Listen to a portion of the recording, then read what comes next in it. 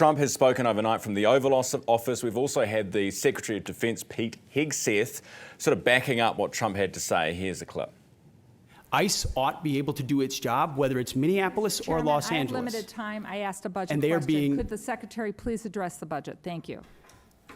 You asked about the situation in Los Angeles, and we believe ICE agents should be allowed to be safe in doing their operations, and we have deployed National Guard and the Marines to protect them in the execution of their duties, because we ought to be able to enforce immigration law in this country. You would have had a horrible situation had I not sent them in. Horrible.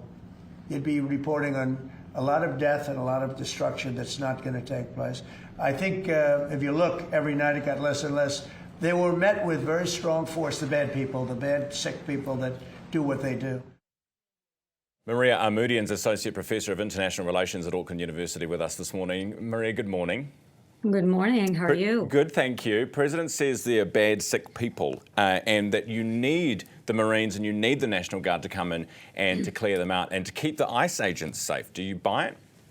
No, absolutely not. So first of all, there were a handful of really small kinds of violent acts, which tend to happen occasionally with these types of protests, but you never know if they're the protesters or if these are people that want to be provocateurs to sort of justify bringing in some kind of, action that is going to escalate in this way. I just want to say a few things from the outset. One is that, it's in the First Amendment, the freedom of assembly and the freedom of speech.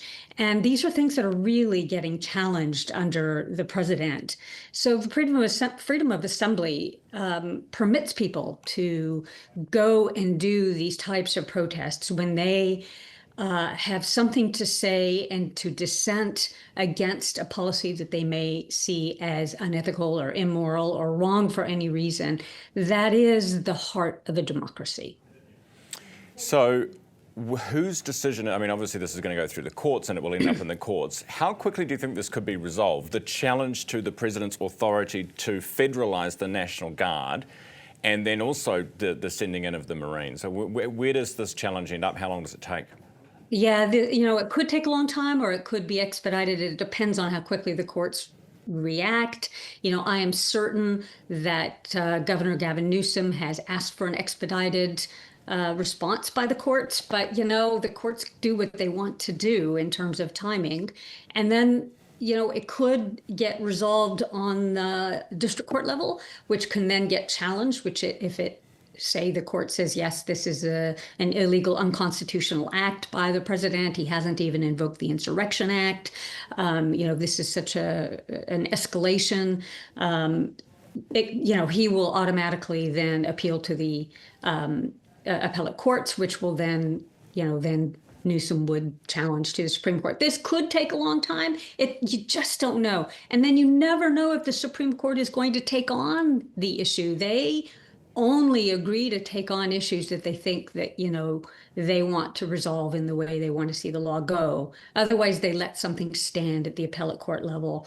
It takes 4 Supreme Court justices to say yes to take on an issue. Right. I just want to say a couple of things here, too, that I think you can't separate this action by President Trump from his promise to take retribution against Democrats, to take retribution against people who have ever, opposed him on policies. He promised to go after them, and he has been doing it. And other legislators who have opposed the ICE raids have also been arrested, though not a governor. So there is that you have to keep in mind. The other thing about President Trump that you can't separate this out from other things is that he loves a spectacle. He loves to be the center of attention, to do more and more extreme things to keep him in the media. And he certainly has our attention. I'll give him that. Maria, thank you very much for coming on the program this morning. Great to have you as always. That's Maria Armoudian, Associate Professor of International Relations at Auckland University.